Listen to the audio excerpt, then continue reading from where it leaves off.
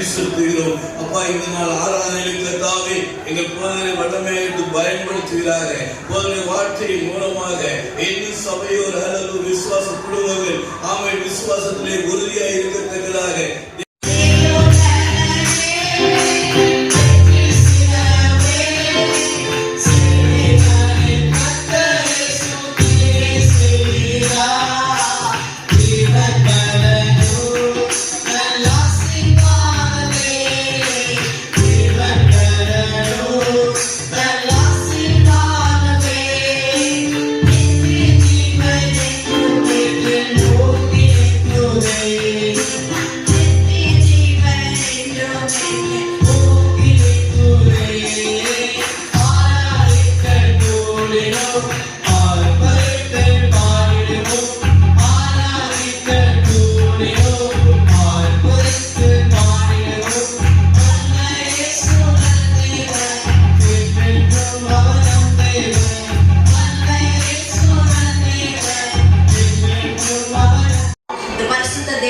மாத்திரம்தான் என்ன செய்யும் கிடைக்கும். அப்ப அந்த தேவனை ஆராதிக்கிற நம்ம ஒரு பரிசுத்த இருதயத்தோட பரிசுத்த சிந்தையோட கர்த்தரை என்ன செய்யணுமா தொழுது கொள்ள வேண்டும்.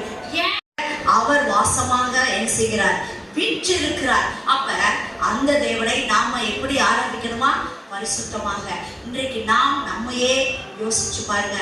பாவமான உலகத்தில் வாழ்கிறோம். ஆனா இந்த உலகத்துல ஒரு பரிசுத்தமான வாழ்க்கை வாழ வேண்டும் அப்படின்ற ஒரு சிந்தனை கர்த்தர் நமக்கு தந்திருக்கிறதுனாலதான் ஒவ்வொரு வாரமும் தேவாலயத்துல வந்து, ஆண்டவரே, நான் இந்த பாபிலோன் ஆகிய இந்த ஒரு பாவம் நிறைந்த இடத்துல என்ன செய்யறேன் இருக்கேன். உம்முடைய கேள்விகள் விற்றிருக்கிற இந்த ஆலயத்திற்குள்ளாக நான் வரும்போதெல்லாம், உம்முடைய பிரசனத்திற்குள்ளாக நான் கடந்து வரும்போதெல்லாம் பாவியாகி என்னை நீர் என்ன செய்ய பரிசுத்தெல்லாம் தேவாலயத்தில் வந்து ஜெபித்தார்களோ அவர்களுடைய கூப்பிடுதலுக்கெல்லாம் கர்த்தர் என்ன செய்திருக்கிறார்? பதில் தந்திருக்கிறார். அண்ணன் பாருங்க, அந்த சாமுவேலை பார்க்கணுன்றதுக்காக அந்த ஏழையினால கூட அவளுடைய காரியங்களை கிரகிக்க முடியல. எதுக்காக வந்தா? ஏன் இப்படிலாம் புலம்புறா, அழுகுறா, இவ எதுக்கு குடிச்சிருக்கிறாடா அப்படிலாம் நினைக்கிற அளவுக்கு தன்னுடைய வாரத்தை தேவ சமூகத்தில் வந்து என்ன செய்தா ஊற்றினா. கர்த்தர் ஏழை மறு உத்தரவு கொடுத்தாருன்னு இல்லை, கர்த்தர் மறு உத்தரவு கொடுத்தார். அடுத்த வருஷத்துல அவன் போகும்போது ஒரு சாமுவேலோட அவன் தேவாலயத்திற்குள்ளாக என்ன செய்தா பிரவேசித்தா. இந்த ஜெப நாட்கள்ல உங்களுக்கு நான் சொல்லுகிற காரியம், ஆரோன் கூப்பிட்டார், மோசே கூப்பிட்டார், தீர்க்கதரிசியாகிய சாமுவேல் கூப்பிட்டார். அவர்களுடைய ஜெபத்திற்கெல்லாம் மறு உத்தரவு அருளின தேவன். இன்றைக்கு நீங்க எதற்காக கர்த்தருடைய சன்னிதானத்தில் வந்து ஒவ்வொரு நாளும் உண்மையிலே பாஸ்டர் சொன்ன மாதிரி நம்ம கொஞ்ச நேரம் தான் ஆண்டவரை நோக்கி கூப்பிடுகிறோம். ஆனா அந்த கொஞ்ச நேரத்துல நீங்க சின்சியரா கூப்பிட்டு பாருங்களேன், கண்டிப்பாய் கர்த்தர் எத்தனை மணி நேரம் ஜெபிக்கிறோன்றது இல்ல, எப்படி அவருடைய பாதத்துல நம்முடைய இருதயத்தை ஊற்றி ஜெபிக்கிறோம் என்பதைதான் கர்த்தரை எதிர்நோக்கி பார்க்கிறார். மீதமுள்ள நாட்கள்ல நீங்க உண்மையாக ஆண்டவர்கிட்ட உடைக்கப்பட்ட உள்ளத்தோட, ஆண்டவரே என் காரியத்துல எனக்காக நீங்க நின்று நியாயம் செய்ய, எனக்கு மறு உத்தரவு அருளுங்க, ஆன்சர் பண்ணுங்கன்னு கேளுங்களேன். கண்டிப்பாக கர்த்தர் நமக்கு மறு உத்தரவு அருள அவர் உண்மையுள்ள தேவனாய் இருக்கிறார். அடுத்து அந்த வசனத்துல சொல்லுது, மேக சிம்மத்திலிருந்து அவர்களோடு பேசினார், அவர்கள் அவரோடு சாட்சி பிரமாணங்களையும் அவர் தங்களுக்கு கொடுத்த கட்டளையும் கை கொண்டார்கள். அப்ப ஆண்டவர் அடுத்து அவருடைய பிரசனத்தினால மேக சம்பத்தினால அதுல இருந்து அவர்களோட என்ன செஞ்சாராம் பேசினார். பல நேரத்துல நம்ம நினைச்சிடும், ஐயோ நான் தனித்து விடப்பட்டு விட்டனோ, என்னை விட்டு ஆண்டவர் இருக்காரா இல்லையா இப்படிலாம் யோசிக்கிறோம்ல. நீங்க உண்மையா அவரை நோக்கி ஜெபித்து பாருங்கள். அந்த பிரசனம் உங்களோடு கூட மேக ஸ்தம்பத்துல இருந்து கர்த்தர் உங்களோட பேசிக்கிட்டே இருப்பாரு, பேசிக்கிட்டே இருப்பாரு, உங்களுக்கு ஆன்சர் பண்ணிட்டே இருப்பாரு. உங்களுடைய காரியங்களுக்கு கர்த்தர் கிரியைகளை நடப்பித்துக் கொண்டே இருப்பார். அடுத்த வசனம் சொல்லுது, எங்கள் தேவனாகிய கர்த்தாவே, நீர் எங்களுக்கு உத்தரவு அருளினீர். இந்த சாட்சி இந்த வருஷத்துல நான் விசுவாசிக்கிறேன். எதற்கெல்லாம் நீங்க ஜெபிக்கிறீங்களோ அதுக்கெல்லாம் சாட்சி சொல்ல போறீங்க. கர்த்தர் என்னுடைய ஜெபத்திற்கு மறு உத்தரவு அருளினீர், அருளினார், அருளினீர் முடிச்சிட்டாரு. அப்ப நாம் ஜெபிக்கிற ஜெபங்களுக்கு கர்த்தர் மறு உத்தரவை என்ன செஞ்சுட்டாரு, கொடுத்துட்டாரு. அப்ப நம்ம தான் இன்னும் சின்சியரா இன்னும் என்ன செய்ய ஆரம்பிக்கல, ஜெபிக்க ஆரம்பிக்கல. அப்ப நாம் அப்படி ஜெபிக்க ஆரம்பிக்கோம்னா அவர் உங்களுக்கான ஆன்சரை, உங்களுக்கான காரியங்களை கர்த்தர் செய்ய அவர் வல்லமுள்ள தேவனாய் இருக்கிறார். அடுத்து அந்த சொல்லுது, நீர் அவர்கள் கிரியைகளின் நிமித்தம் நீதி சரி கட்டின போதிலும் அவர்களுக்கு மன்னிக்கிற தேவனாய் இருந்து. இஸ்ரவேல் ஜனங்கள் எத்தனையோ நேரம் நம்மளை மாதிரி முன்முட்டாங்க. ஆனா கூட ஆண்டவர் அவங்களை போங்கன்னு செஞ்சிடல, தண்ணீர்ல அவங்கள மன்னிக்க தயவு பெருத்த தேவனாய் இருந்தார். எது நிமித்தம் தெரியுமா? அவங்களுடைய கிரியைகளின் நிமித்தம். கொஞ்ச நேரம் முறுமுறுத்தாலும் அடுத்து ஒரு இக்கட்டு வந்துருச்சுன்னு வச்சுக்கோங்களேன். இஸ்ரவேல் மக்கள் தெரிந்து கொண்ட ஒரே காரியம் என்ன தெரியுமா? எவ்வளவு சேட்டை பண்ணாலும் அடுத்து என்ன பண்ணிடுறாங்க? புகலிடம் அவர்ன்றது அவங்களுக்கு தெரியும். அதனால எவ்வளவு அவர் மனசுக்கு மாற்றணுமோ அந்த அளவுக்கு ஆண்டவர்கிட்ட போய் என்ன செஞ்சிடறாங்க? சரண்டர் ஆயிடுறாங்க. அதனால ஆண்டவர் என்ன செய்கிறாரு?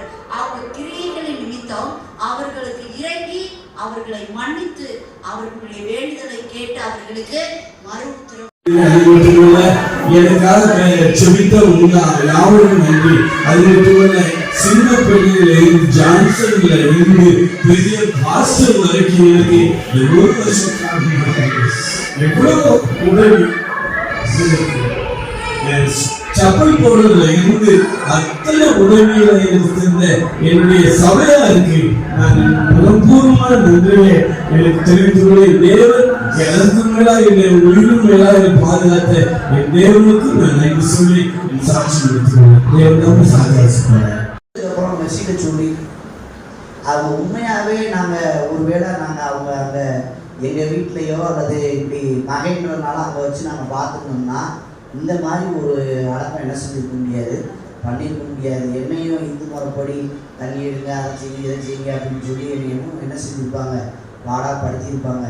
ஆனால் அந்த மாதிரி இல்லாமல் ஒரு சமாதானமாக அதை முடிய கர்த்தர் என்ன செஞ்சார், உதவி செய்தார். அல்லேலூயா. இது எதுக்கு சொல்கிறேன்னா, நம்ம ஆண்டவர்கிட்ட நம்முடைய வழியை ஒப்பு கொடுக்குறப்ப, நம்முடைய வாழ்க்கையை அர்ப்பணிக்கிறப்ப அந்த மனுஷனுடைய முடிவு எப்படி இருக்கும்? சமாதானமாக இருக்கும். அதை உத்தமனை நோக்கி செம்மையானவனை பார்த்து அந்த மனுஷனுடைய முடிவு எப்படி இருக்கும்? சமாதானமாக இருக்கும். அதை கர்த்தர் அந்த காரியத்தை என்ன செஞ்சார்? இது ஆலோசனை. இது எதுக்குன்னா, நம்ம தேவையில்லாமல் அவங்கள்ட்ட போய் நம்ம ஒப்படைச்சிருவோம், இல்லைன்னா அவங்கள வர வைப்போம் அப்படி இப்படின்னா அவங்களும் வந்துட்டாங்க குடும்பத்தோட. அவங்க மருமக மகன் பேரையே எல்லாம் அவங்களுடைய சம்பந்தி அவங்களுடைய பிள்ளைகள் எல்லாருமே வந்துட்டாங்க. வந்து ஒரு 10-15 பேர் இருந்து அவங்க அடக்கம் நல்ல அடக்கம் பண்ண கர்த்தர் என்ன செஞ்சார்? உதவி செய்தார். இன்னொரு காரியம், முக்கியமான காரியம் பாருங்க, அவங்க நேற்று அப்படிப்பட்ட காரியத்தை இன்னைக்கு காலையில் அந்த மாதிரி நடந்ததுன்னா என்ன செஞ்சிருக்க முடியாது? அப்படிப்பட்ட காரியத்தை நம்ம சமாதானமாக செஞ்சிருக்க முடியாது. எல்லாத்தையும் நேர்த்தியாக கர்த்தர் நடத்த என்ன செஞ்சிருக்கிறாரு? உதவி செய்தார். அல்லேலூயா. ஒரு மனுஷனுடைய அந்த வழியை அல்லது அந்த காரியத்தை நம்ம ஒப்பு கொடுத்தோம்னா எல்லாத்தையும் கர்த்தர் என்ன செய்யறாரு? அதை வாய்க்க பண்ணுகிற தேவன். அல்லேலூயா. நம்ம இதை மாதிரி வேலை பார்க்கிறத, நம்ம படிக்கிறத, நம்ம பண்ற ஊழியத்தை எல்லாத்தையும் கர்த்தர் என்ன செய்யணும்? வாய்க்க பண்ணணும். ஏன்னா ஏசாயா போடுறது 53:10 போடு, கர்த்தருக்கு சித்தமானது அவர் கையினால என்ன செய்யும்? வாய்ப்பு. அப்போ ஃபர்ஸ்ட் காரியம், அவரை நம்ம அந்த வேதத்தை எவ்வளவு இது ஏதோ நம்முடைய ஞானத்தினாலேயோ இது ஏதோ அப்படின்றதுல அதை எல்லாத்தையும் கர்த்தர் அனுகூலம் பண்ணினான். அல்லேலூயா. அதற்கு ஒரே ஒரு காரியம், நம்முடைய காரியத்தை ஆண்டவர்கிட்ட என்ன செய்யணும்? நம்ம ஒப்பு கொடுக்கணும். ரெண்டாவது காரியமாக குறித்து போட்டிருக்கு, அவர் மேல நம்ம நம்பிக்கையா இருக்கணும். எப்படி இருக்குன்னு சொல்லுங்க. அவர் மேல சங்கீதம் 37:5 போட்டுக்கு, உன் வழியை கர்த்தருக்கு ஒப்புவித்து அவர் மேல எப்படி இரு? நம்பிக்கையாரு. அவரே காரியத்தை என்ன செய்வாரு? வாய்க்க பண்ணுவார். இந்த நம்பிக்கை நம்ம வழியெல்லாம் யார் மேல நம்ம நம்புறோமோ அப்பதான் அவங்களுடைய அந்த வழியில நம்ம என்ன செய்வோம்? நடப்போம், போவோம். அவங்க சொல்றதை நம்ம நம்புவோம். அவர் வந்து சொல்ற நல்ல வழி எது என்று கேட்டு அதுல என்ன செய்ய? நடவுங்க. அதுல நடந்தீங்கன்னா நான் உங்களுக்கு என்ன தரேன்? இளைப்பாறுதலை தருகிற தேவன். அல்லேலூயா. நம்முடைய வாழ்க்கைய, நம்முடைய வழிய ஆண்டவர்கிட்ட ஒப்பு கொடுக்கணும். அல்லேலூயா. அவர் மேல நம்ம நம்பிக்கையா இருக்கணும். எதையெல்லாம் நம்ம நம்புறோமோ அதையெல்லாம் ஆண்டவர் நமக்கு என்ன செய்யறவர்? அதை வாய்ப்பு பண்ணுகிற தேவன். நம்முடைய குடும்பத்தில் ரட்சிக்கப்படாமல் இருக்கிறாங்க. ஆண்டவரே, ரட்சிப்பு யாருடையது? கர்த்தருடையது. ஆண்டவரே, உங்களுடைய சமூகத்தில் என்ன செய்வேன்? நான் அர்ப்பணிக்கிறேன்ப்பா. அவங்கள ஒப்பு கொடுங்க. நம்ம நம்ம நம்ம அப்படின்னு நம்ம சொல்றதுனாலயோ நம்ம செய்யறதுனால ஒரு நாளும் என்ன செய்ய மாட்டாங்க? ரட்சிக்கப்பட மாட்டாங்க. ஏன்னா அந்த ரட்சிப்பு வந்து யாருடையது? தேவனுடையது. சங்கீதம் அந்த எபேசியர் 2:8 போடுது, இது மனுஷனால் உண்டானதல்ல, இது தேவனுடைய ஈவு. தேவனுடைய ஈவு. இது நம்ம செய்யற முயற்சினால ரட்சிக்கப்படலாம்னா எல்லாரும் என்ன செஞ்சிருக்கலாம்? சொல்லுங்க. எல்லாரும் என்ன செஞ்சிருக்கலாம்? ரட்சிப்பை கொடுத்துருக்கலாம். ரட்சிப்பு யாருடையது? கர்த்தருடையது. அவர்கிட்ட சொல்லணும், ஆண்டவரே இந்த மனுஷன் என்ன செய்ய? ரட்சிங்க ஆண்டவரே, ரட்சிங்க. அதில் அந்த அந்த அந்த அது என்ன சொல்றதுன்னா, அந்த அந்த கரெக்டான அந்த பாயிண்ட் வந்த உடனே கரெக்டாக ஆண்டவர் என்ன செய்வார்? அந்த ரட்சிப்பை கொடுக்கிறார். அந்த வேலை வரணும். அல்லேலூயா. பாருங்க, அந்த சகேல் வந்து கரெக்டாக அவர் போறாரு. இயேசு எப்படிப்பட்டவரோ என்ன செய்யறாரு? பார்க்குறாரு. பார்க்கறதுக்கு அவருடைய அந்த விசுவாசம் உள்ளத்துல அவருக்கு ஒரு ஏவுதல் என்ன செய்யுது? இருக்கு. அவர் அந்த காட்டத்தின் மரத்தில் அவர் குள்ளனா இருந்ததுனால இயேசு என்ன செய்ய முடியல? பார்க்க முடியல. ஆனா அவருக்கு அளவு இழந்த ஒரு ஆசை, எப்படினாலும் இயேசு என்ன செய்யணும்? பார்க்கணும் அப்படின்ற ஒரு எண்ணம் நமக்குள்ள வரணும். அப்படி வந்துட்டா அந்த இருதயத்தின் அந்த காரியத்தை தேவன் அறிகிற தெய்வம். அல்லேலூயா. அந்த ஒரு மனசுல நம்ம ஒன்று தோணும் பார்த்தீங்களா, இவங்க ரட்சிக்கப்படணும், இவங்க எப்படியாவது ஆலயத்துக்கு வரணும், இந்த கடனை அடைக்கணும், இந்த வியாதி நீங்கணும் அப்படின்ற அந்த மனசுக்குள்ள ஒரு அந்த நமக்குள்ள வரணும். என்னத்தை வரப்போகுது, என்னத்தை கடன் அடைக்க போகிறோம், இதெல்லாம் அப்படின்னு யோசிக்காதீங்க. மனுஷனாலும் கூடாது, ஆனால் தேவனால் எல்லாம் என்ன செய்யும்? கூடும். அதை அறிந்த சகையில் நேரத்துக்கு கரெக்டாக வந்த உடனே பாருங்க, சகையில் சீக்கிரமாக என்ன செய்யும்? இறைவா, அவன் வீட்டில் நான் என்ன செய்யணும்? உடனே அவர் தங்கத்தை சொல்றாரு, படப்படப்படனா கையில் இருக்கிற எல்லாத்தையும் என்ன செஞ்சுறேன்? நான் யாருக்கையாவது வாங்கினேன்னா, நான் நியாயம் செஞ்சிருந்தேன்னா என்ன செஞ்சிடறேன்? அப்போ அறிக்கையிடணும். அப்படி செய்யறப்ப ரட்சிப்பு இந்த வீட்டுக்கு என்ன வந்தது? நாங்கள் கொடுத்தாரா? அதை மாதிரி நம்முடைய வாழ்க்கையில இயேசு வந்துட்டாருன்னா அதை நிறுவனம் பண்ணிக்கிட்டே இருக்கணும். ஆண்டவரே, எனக்குள்ள அப்படிப்பட்ட சுபாவம் என்ன செய்யக்கூடாது? முடிவு வரையந்த நிலை நிற்பவனே ரட்சிக்கப்படுவான். ஏதோ ஒரு நாள் ஞாயிற்றுக்கிழமை வந்தோம், வார்த்தையை கேட்டோம், சொந்தம் அப்படின்னு இல்லை. ஒவ்வொரு நாளும் ஆண்டவரே என்னுடைய ரட்சிப்பு மற்றவங்களை என்ன செஞ்சிடக்கூடாது? இடர் உண்டாயிடக்கூடாது. ஒவ்வொரு நாளும் ஆண்டவரை நான் விசுவாசிக்கணும், ஆண்டவரை நான் நம்பணும், என்னுடைய பாவத்தை எல்லாம் என்ன செய்ய நான் கழுவணும், அறிக்கை எடுங்க. அப்படி செய்கிறப்ப ஆண்டவர் நமக்கு ரட்சிப்பு தருகிற தெய்வன். அதன் மூலமாக நம்மளை ஆசீர்வதிக்கிறார். 10வது வசனத்தில் போட்டுக்கு, இவனும் ஆபிரகாமின் குமாரனா இருக்கிறானே, இவனை கர்த்தர் என்ன செய்வாரு? ஆசீர்வதித்தார். லூக்கா 19:10 வாசிங்க. இயேசு அவனை நோக்கி, இன்றைக்கு இந்த வீட்டுக்கு என்ன வந்தது? ரட்சிப்பு வந்தது. இவனும் ஆபிரகாமின் குமாரனா இருக்கிறானே. அல்லேலூயா. அதனாலதான் கர்த்தர் அவனை என்ன செஞ்சாரு? ஆசீர்வதித்தார். அல்லேலூயா. அவன் ஐஸ்வர்யவானான, அவன் எல்லா காரியத்திலையும் விருத்தி அடைந்தான். அல்லேலூயா. நம்பணும். எந்த அளவுக்கு நீங்க நம்புறீங்களோ அந்த அளவுக்கு ஆண்டவர் நம்மளை என்ன செய்வார்? ஆசீர்வதிக்கிறார். பாருங்க, 2வது ஒரு மனுஷனுடைய காரியத்தை, அந்த யோகுவை குறித்து நம்ம பார்க்கிறோம்.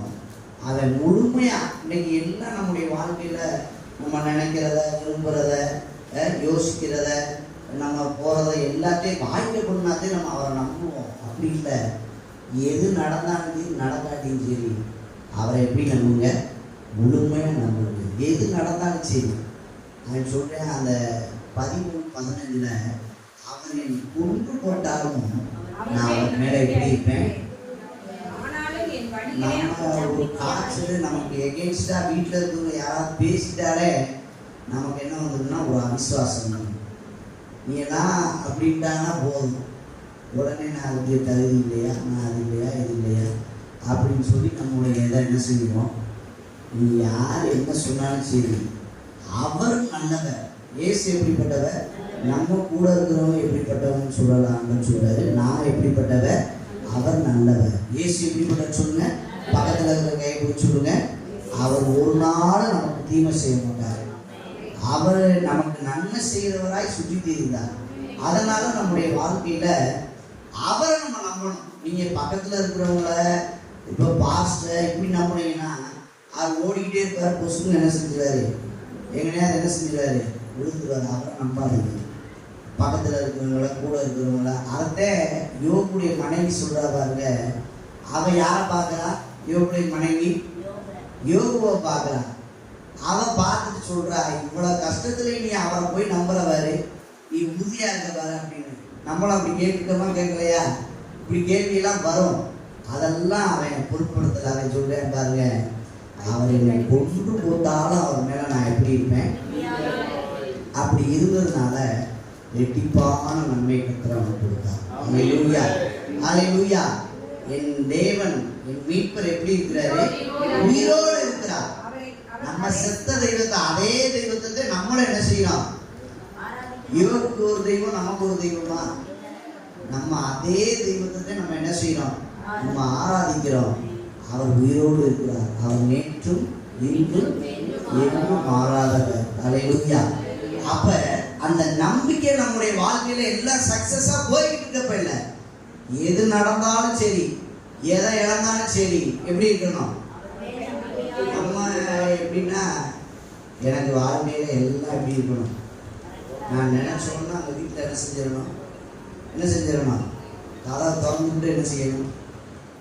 பைபிள் அப்படி சொல்லலை, வேற யாராவது பிரசங்கியா சொல்ற, நானும் சொல்லலை. பைபிள் சொல்றது, எது நடந்தாலும் அவர் மேல எப்படி இருங்க, நம்பிக்கையா இருங்க. அவரை நம்புற மனுஷனே பாக்கியவான். அல்லேலூயா.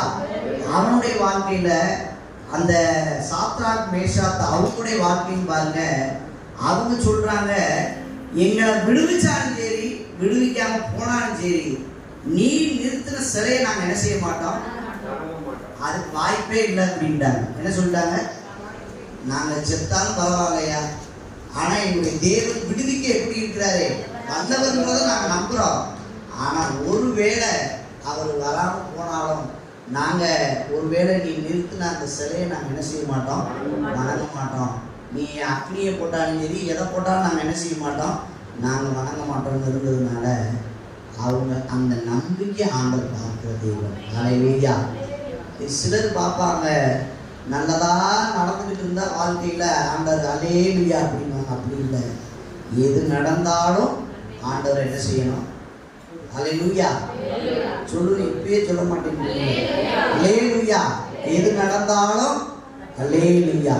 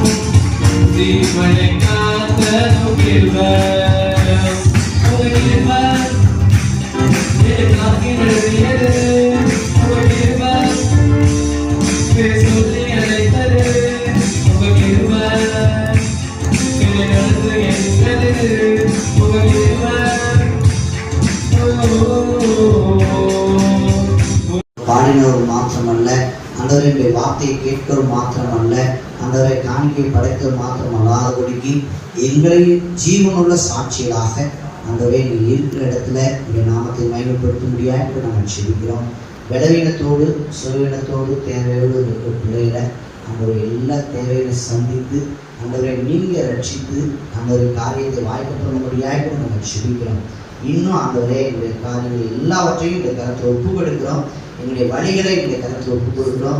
இன்னும் நாங்கள் அதிகமாக மேல் நம்பிக்கை வைக்க எங்கள் ஒவ்வொருவருக்கும் ஞானத்திறமையாக நம்ம செலுத்துகிறோம். கருத்து கொடுக்கிறோம். கற்று ஆசிரியர் இயேசுவின் நாமத்தில் பிதாவே. என் ஆத்மாவே கர்த்தரை ஸ்தோத்திரி, என் முழுவதுமே கர்த்தர் நாமத்தை ஸ்தோத்திரி. என் ஆத்மாவே கர்த்தரை ஸ்தோத்திரி, கர்த்தர் செய்த சகல நன்மைகளையும்